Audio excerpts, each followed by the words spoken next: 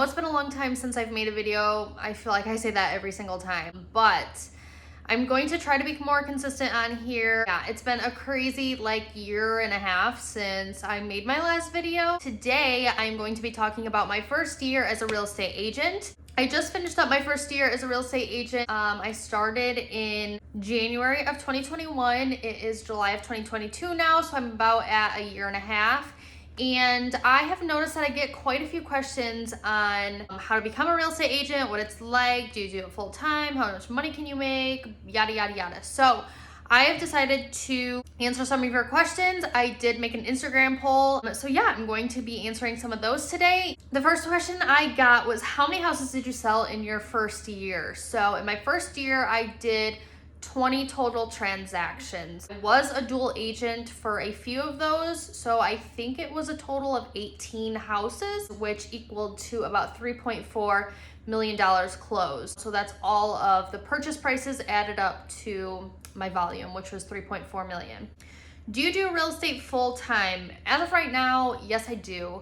And I'm going to continue doing it full time. As a first year real estate agent, I did it part-time. I say part-time because it seemed like I was basically working two full-time jobs. So I still had a full-time job as working with my mom as a tax assessor, and then I still did this full-time. So once COVID hit, I started doing my full-time job with my mom basically from home, which also made it easier to be a little bit more flexible, work my schedule around my clients. But I would highly, highly recommend, if you're going to do real estate, to just jump right into it, do it full time. I know it can be scary. You really have to be on top of everything. You have to be available for your clients. It's a very, very demanding career. With that being said, some people say, hey, I want to get into real estate because I want to be my own boss and pick my own schedule. And yes, you are your own boss. I am not required to go into an office or anything, but my clients are my boss. When they want to go see a house, I have to be available to go see a house. Sometimes I'm answering phone calls at 8 o'clock at night.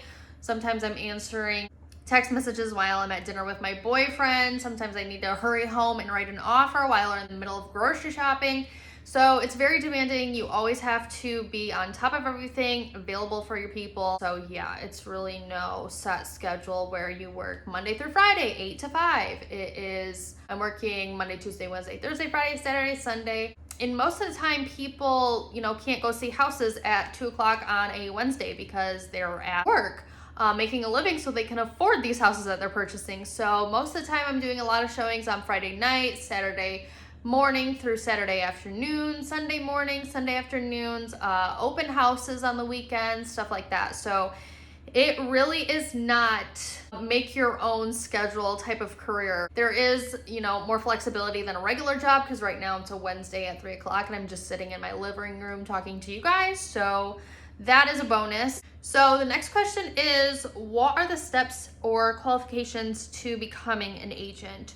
So I am an agent with Berkshire Hathaway in the state of Michigan, and each state has different qualifications on how you become an agent. So in Michigan, you're required to do 40 hours of class time, and then from there you have to go take your state test. I studied my butt off to pass this test the first try. I know a lot of agents don't get it the first try and they have to go back a second, third, sometimes fourth time to get it, but I am not a test taker and I am not a class taker. So I made it my goal to only take this test once and get it done and be over with it, because where I had to go take the test was 2 hours away. You'd have to pay another fee, another $80 to take the test again. So I really buckled down, studied my butt off for a long time, and got this test done. I'm happy I was able to pass it the first time. Once you do pass that test, you have to hang your license with a brokerage. So 40 hours of class time in the state of Michigan. Take your test, pass it, hang your license with a brokerage, and you are ready to sell houses. So the next question is, how much did you make in your first year? So that's kind of a broad question. I'm not going to answer the exact dollar amount that I made in my first year, but I will kind of give you guys a breakdown, and if you feel like doing a little math, maybe you can get a roundabout answer.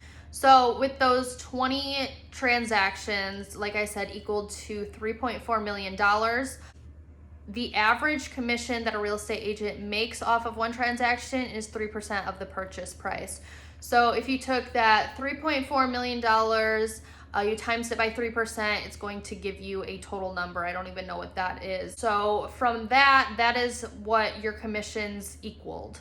From there, each brokerage takes a chunk, which is called your split, because the brokerage has to make money off of you, obviously, so they can stay up and running and offer these free trainings. So each brokerage is different on what their splits are. I've heard there's all the way down to like a 60-40. So you keep 60% of your check and they take 40% of it. There's a 70-30, 80-20, 90-10. It really just depends on the brokerage that you choose. They all have different splits. When I started with Berkshire, I was at a 70-30 split. So I kept 70% of my check and they took 30%.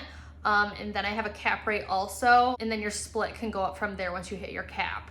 So if you can do a little bit of math, you can probably figure out about what I made, but that all is kind of, there's still some other things in there that are not taken accounted for.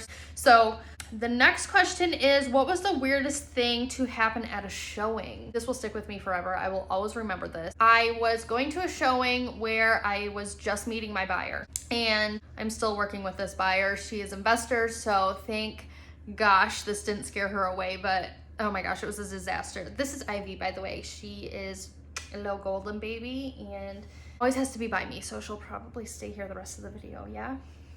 So where was I? Oh, so I was meeting my buyer for the first time. Ivy, sit. I always get to my showings a little bit early just in case there's any issues, you know, with unlocking the door or something. I'm not standing there like an idiot trying to open the door. So when we schedule showings, it is through a system where we send a notification to the seller and they have to confirm if that time for the showing works for them or not. So the sellers knew we were coming, and usually if there's an animal, it's locked up or the sellers take it with them. But the day of this showing, I don't know if they forgot to lock up their animal, they just didn't care or what. I unlocked the door and this huge, probably 120-pound pit bull comes running out of this door. He bolts out. Mind you, this house is in the middle of a city where, you know, there's tons of traffic and it's just not a good situation. So this dog goes bolting down, running around the neighborhood. I'm trying to catch him. I called the listing agent on the phone to be like, hey, your seller's dog just ran out, and she's not answering. Like 10 minutes go by and my buyer finally gets there. I'm like, hey, just so you know, this dog ran out of here. Let's just look at the house quick. We come out of the house after looking at it for like 5 minutes. She literally just did like a quick look through, and then we were worried about catching this dog because we didn't want it to get hit. So we're like running down the sidewalks, asking the neighbors, do they have any contact information for the seller? Like, no, we don't really know who lives there, but we know this dog is on the loose all the time. So I'm like, okay, great. So they knew this dog runs away and bolts out, and they still didn't lock it up or take it with them. So finally, one of the neighbors catches it, but we spent a good probably 25 minutes trying to catch this dog. Anyways, that was a disaster, and we got the dog inside and everything was good. And then the listing agent finally calls me like 10 minutes after we leave and is like, hey, sorry I missed your calls. But yeah. So the last question is, how do you get your clients? So there's a few ways that I get my clients. So obviously is my sphere of influence. So people that I know, and when I post ads and stuff on Facebook, they see me and reach out that want to buy houses. I'm kind of in that age frame where people are starting to buy their first home, so that really helps out. And then I also purchase leads through Zillow. So I get some clients off of Zillow. Sometimes I do cold calls, not a lot. I absolutely hate it, but I have been quite lucky actually doing cold calls. I'll just call for sale by owners, and you know, I kind of give them the rundown of why I'm calling and see if they need an agent. I've been lucky and I got one decent sized listing from that where I got both the buyer and seller, so that really paid off. So yeah, that is all the questions that I have for you guys today. I am going to be doing some more real estate videos. Leave a comment down below if you'd like to see anything specific, and I will talk to you guys later. Thanks for watching. Bye.